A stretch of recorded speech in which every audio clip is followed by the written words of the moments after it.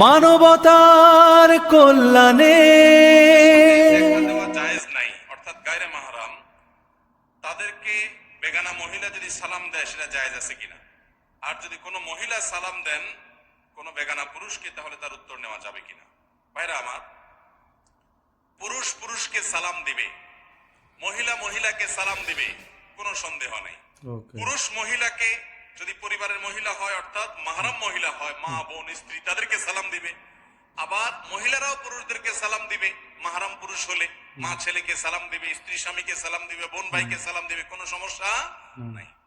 যদি পুরুষ আর মহিলা গায়রে মাহরাম হয়, অপরিচিত হয়, যাদের সাথে পর্দার বিধান প্রযোজ্য, এরকম যদি হয় তাহলে সেক্ষেত্রে সালাম দিবে কিনা।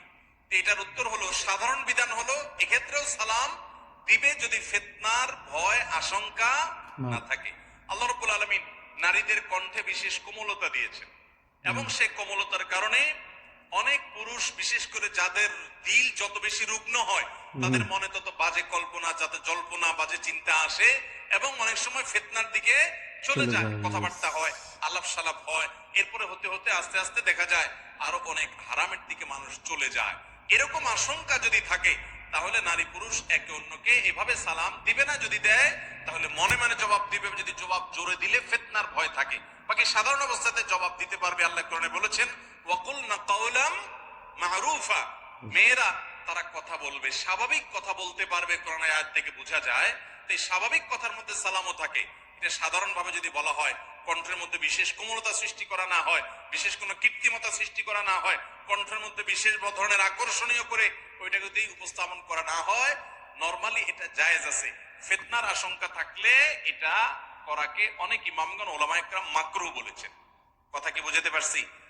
অতএব বেগানা পুরুষ বেগানা নারী একে অন্যকে সালাম যদি দেয়, ফিতনার আশঙ্কা নাই, জায়েজ আছে।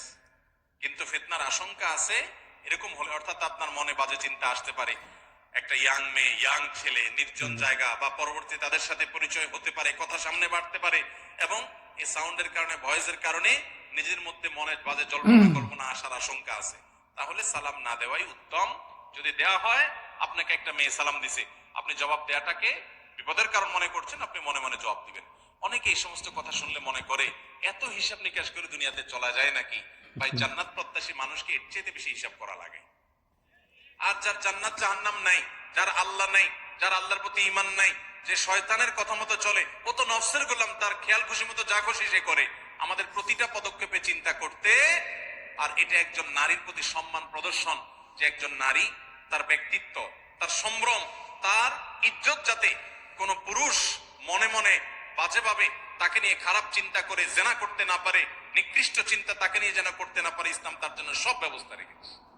এই পর্দার বিধান হলো আমার বোনদের জন্য, মায়েদের জন্য সম্ভ্রম এবং ইজ্জত রক্ষা করবার জন্য, তাদেরকে সম্মান দেওয়ার জন্য।